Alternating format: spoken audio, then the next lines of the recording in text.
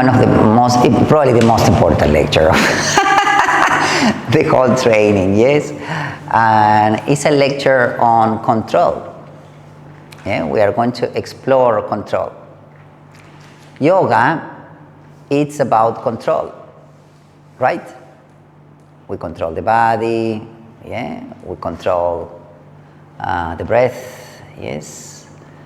Control, it's all about control. It's about developing control, yes? And it's about changing myself in the way I would like to be, right?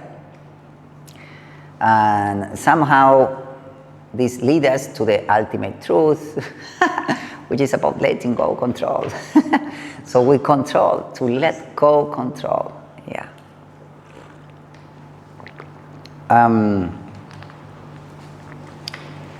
But before going there, I would like to share with you some other topics, some pre-topics to understand the subject of control, yeah? Before understanding control, we need to understand truth, yes? Truth is a basis, it's the basic for yoga.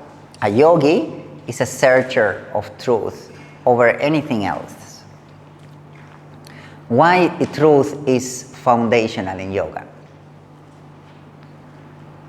Why? What do you think? Why truth is foundational? Why without truth there is no yoga?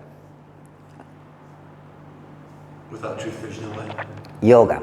You remember the course? Yeah. There is no yoga without truth. Why? It's one of the goals. Because? It's one of the goals. Yes, and what? Yes, indeed. It's one of the goals is the practice of truth. Why? Because if not, we buy our own suffering. When we don't accept the truth. Totally. But when we talk about truth in this concept, in this context, it's not just outside truth. Yes, we can say exactly. We can talk about truth outside. The bank is closed, and I don't want to make a random about it. Yeah, accept the bank is closed. But what this refers mainly, as well as the outside truth, but it also refers to the inner truth. Yes, what is going inside me? Yes, it's a path of truth. Why this is so important? What happens if I don't know truth? I'm not myself. I You have no self-awareness. I have no self-awareness completely. My self-awareness is distorted. I don't see clearly inside. And if I cannot see, I cannot transform. So it's a foundational practice. Yoga is the path of awareness. To have right awareness, I need to work with truth. Truth is what really is there. If I'm not self-aware, if I don't know what is going on in my emotional world, yeah, then I don't see clearly inside. I have an argument with someone outside, with my partner, at work, any situation, and then I check inside and my mind lies to me. And I like that. I like my mind to lie to me. Yes, I'm fine. This didn't affect me. Yeah? These coping strategies either to block how I feel, yeah, or to try to change how I feel by creating thinking. Yes, I cope with thinking, yeah, or some other things. Yes, this prevents me from seeing truth, from seeing who really I am in that moment, what is happening really in my body. And as far as I cannot see it, I would just keep going like that. Yes, either numbing it, either trying to change it with some type of distraction or a substance, or using thinking. Yeah? I compensate thoughts. For example, I can have a thought, I look at my partner and I say, Me again. yes. Hola. Hola. I only like her for the way she looks. I'm sorry. Okay. Yes, I only like her for the way she looks. The moment I have this thought, there is some truth in the thought. So I don't want to face that truth because that will feel uncomfortable. And I'm such a nice guy, you know. I'm not the type of guys that only will be with someone for the way she looks. So what I will do, immediately I create a compensating thought on top that says, she only likes me for my money. Then I can feel good. I don't have to feel my sense of guilt because I'm with her because of just the way she looks. So I create a compensating thought, which is a lie, but I like to believe in this lie. It doesn't matter if it's true or lie. My mind creates that to cope with my sense of guilt. You see? So I'm like, she's just here for my money. It's fine. And then I can pop up. I then don't have to see the truth that is like, we're very similar. If that's the case, yes, that she likes me only for my money. So the practice of truth is fundamental to be aware, to develop awareness. And awareness is what yoga is about. Yoga is the path of awareness through self-understanding, yes? Understanding myself.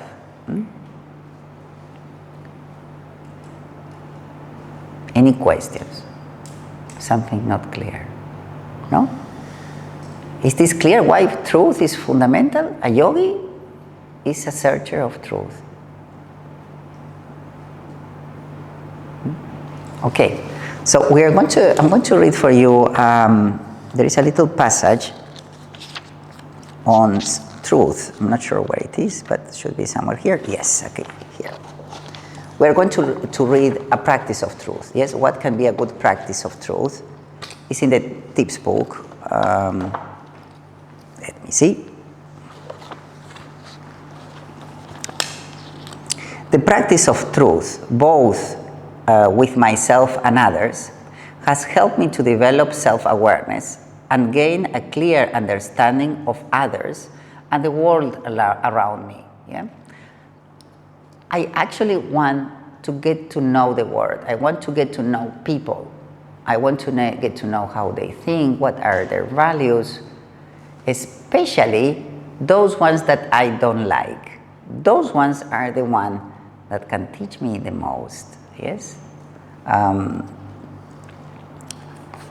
Somehow, when lying to others become a habit, my mind learns this and starts lying to myself.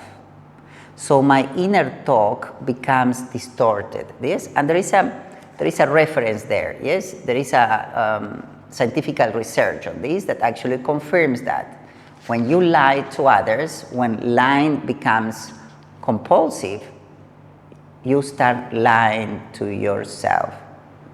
When you ask for a question, your mind will also lie to yourself. So the more you lie to others, the more blind you become yourself. Yes, your mind learns this strategy of coping, and in the same way you do it with others, you will start doing it with yourself and your feelings and what is really going on for you. Yeah.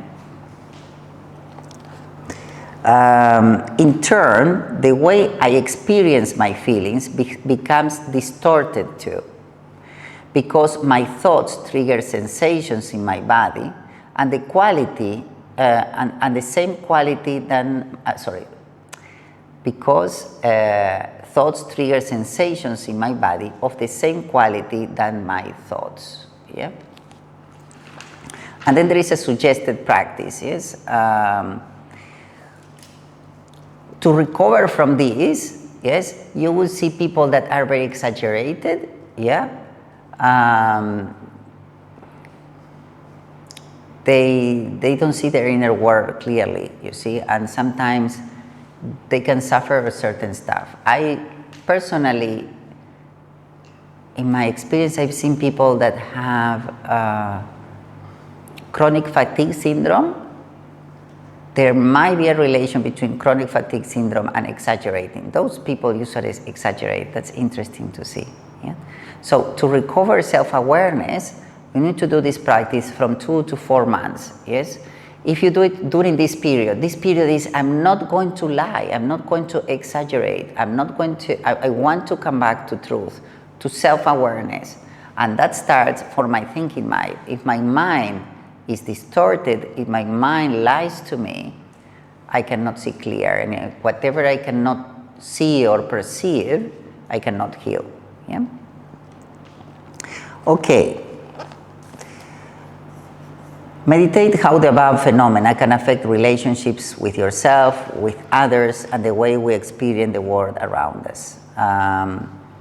So there is a practice of truth, yes. Speak authentically. Say only what feels genuine and true to you. Be honest, not exaggerated. Stay grounded. Do not make things bigger or smaller than they are. Promise with intention. Commit only to what you truly believe you can do. Be kind only when it feels true. Show kindness from the heart, not to seek approval or to fit in. Let silence to speak. When words aren't clear or true, choose silence as a way to honor truth. Live truth by setting boundaries. Speak when something feels wrong or out of alignment.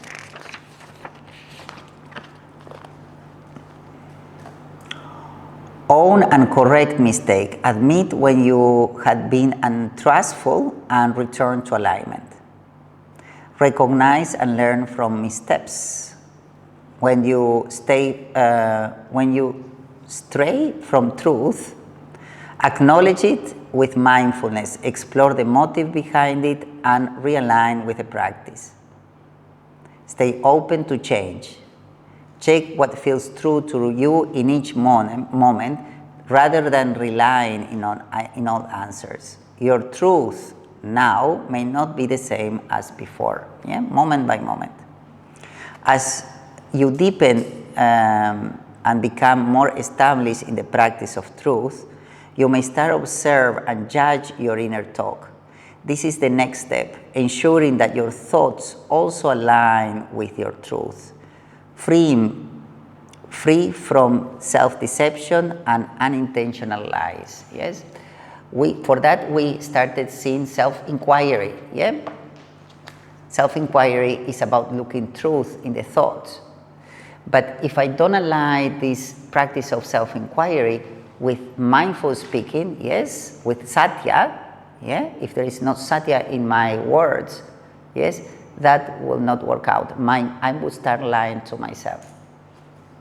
And I will not be able to see the path clearly, nor myself clearly.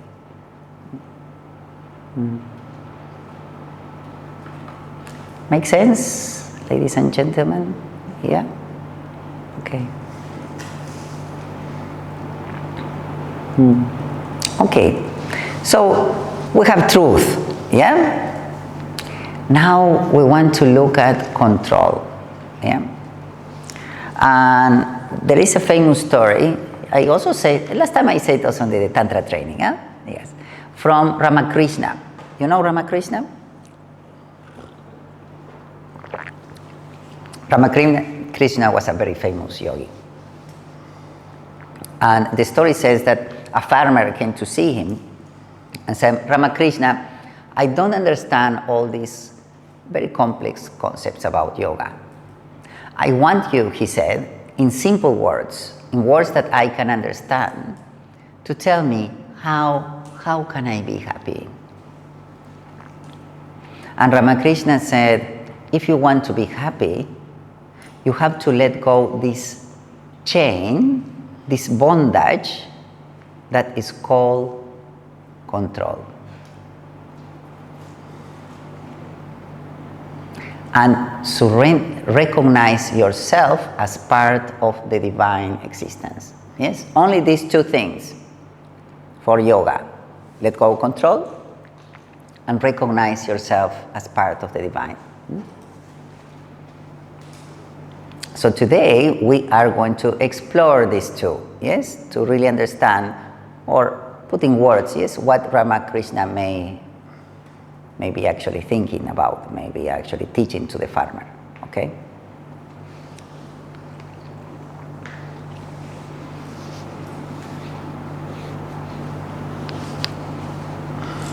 Okay, so the first thing is that we want to be happy, yeah? We need to talk about where that place looks like, how happiness, true happiness looks like. When we are referring to happiness, we are not referring to something that comes and goes, guys. Not something that is like this and then the rest then I think something like this, yes? We are talking about happiness. Happiness is a state, it's always there. It's a state of feeling complete, content, yes, and often blissful, serene, all the time, step by step, breath by breath. It's a state of no need, and this state is accessible to all of us. Make sense? It's not a state of excitement, yes, that I'm euphoric all the time. Yes, imagine a Buddha, yes, or an enlightened yogi. Do you imagine him like, yeah? No, he's content, he's in peace. And he has something that he is grateful. He's grateful, content, peaceful, feeling complete. Make sense? These are the qualities that we work on in yoga, yes? In yoga, in tantra, yeah? That this makes sense? There are other states, yes? For example, a state of excitement. It's something new, huh? Is it good to be excited? You say, of course, is she? I'm so excited about this lecture. Excited about what is coming up. Is it good? Excitement. Because we look for excitement a lot. No? Yeah? I can relate to me. I look for excitement. At least I used to. Not so much now.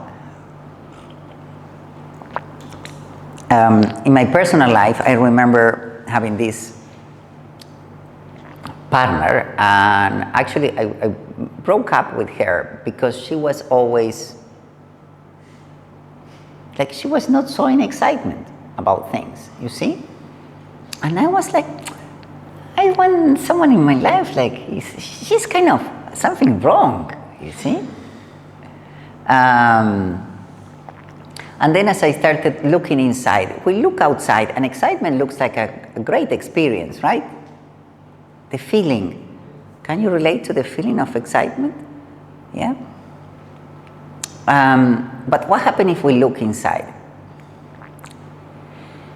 Do I feel content and peaceful in that moment? No. You have expectation. Expectations. That's it. It's a state of expectations. It's a state of looking forward to the future. So, the more excited I get about something now, it's actually an indication of how no good I am now. The more content I feel, the more happy I feel now, the less excited I could be for anything in the future. Because what can excite me if I'm already great? Make sense? The more I look forward for something in the future, for something I don't have now, and that is creating lots of desire, yes? Excitement is a way of desiring the future, yeah? That is actually showing me how no good I'm now.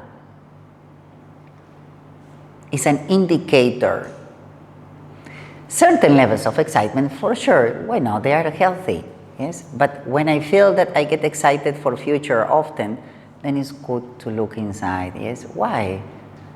What is wrong now that any possible moment in the future can be better than this one?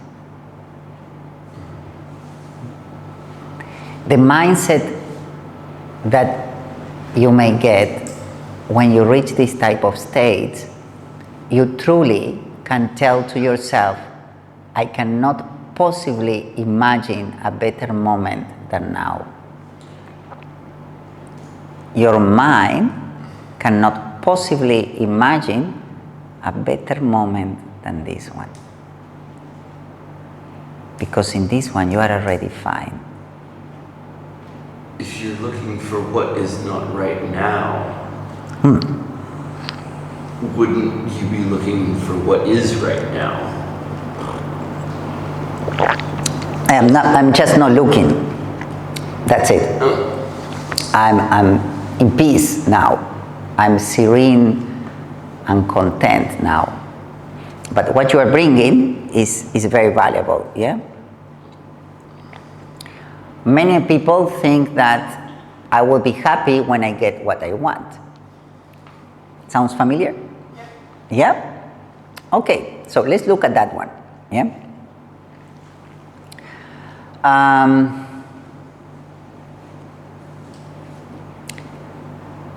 Usually when I believe that, I start training my mind to look for what I want. Makes sense? But look how subtle these things. In certain extent, if I look for what I want in certain situations, yes, nothing wrong. Makes sense? Can bring me good stuff. But the more I create preferences in my life, the more I look for what I want, the more preferences I create. Make sense? Look the subtlest of the mind. To look for what I want, I need to look, I must look for what I don't want. So I'm constantly training my mind to find what I don't want. Each time I create more preferences, each time I become more picky, and this not only drains my energy, but actually brings dissatisfaction in my life. This happened to you, maybe you are booking a hotel, yes? And you search so much. You look 5 minutes, 10 minutes, 1 hour, so tiring to find a great hotel. By the time you book, you are exhausted. You could just choose a hotel, it would be so much easier.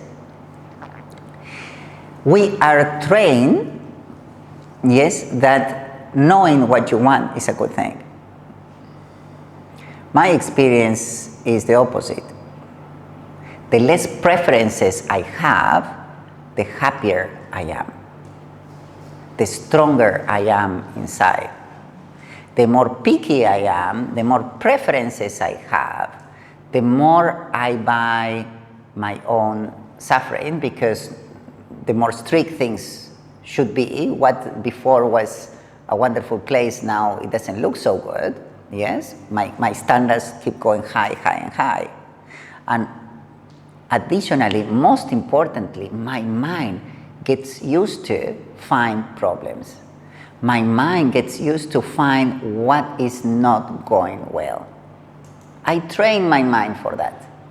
I cannot train my mind to look for what I want without training my mind to look for what I don't want. It's so funny because I have my conflict, my inner conflict, or conflict inner, and sometimes I don't know if it's good to adapt in different challenge, because I say in the beginning, I don't have preference, yeah?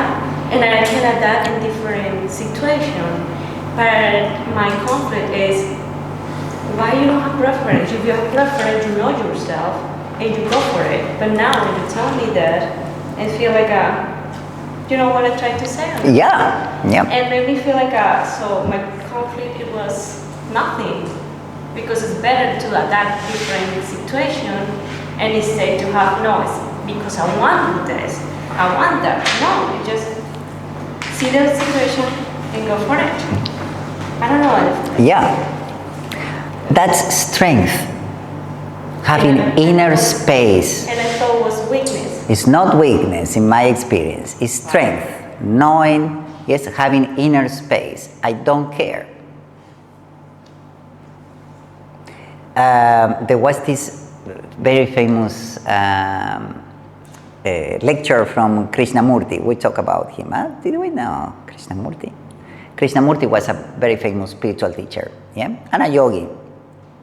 And one day, in one of his most famous lectures, discourses, he said, "Do you want to know my secret?" Who doesn't want to know the secret of Krishnamurti? Years and years following him. Yes, literally people, country after country, following him for years. He's going to reveal his secret.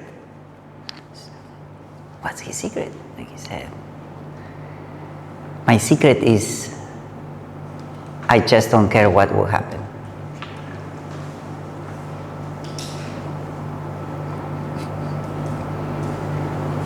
That's his secret. The secret of a strong mind, of a calm mind. He doesn't care what will happen.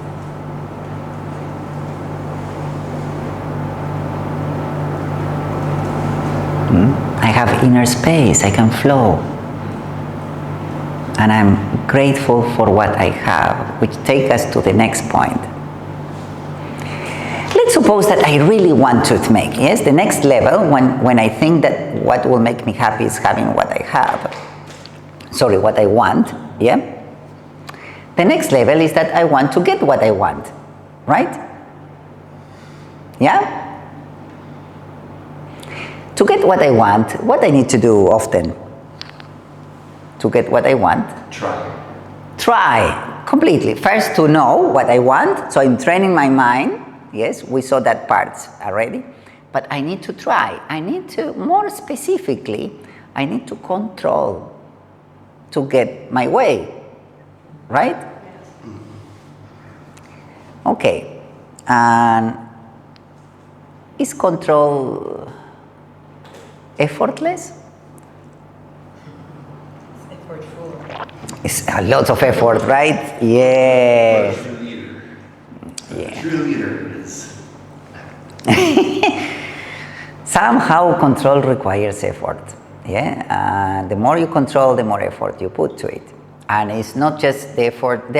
In the Buddhism, they have two types of effort. Yes. You have the type of effort that is like when your mother gives you some money and said, go and buy as much as ice cream as you want. And then you are running to the store, yes, to buy the ice cream. Whilst control often gives us another type of effort. Yes, it's the type of effort of, okay, I have to go through this. Make sense? It's not happy effort.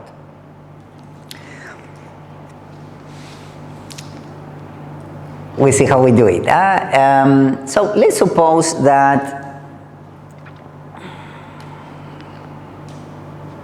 I want something, yes?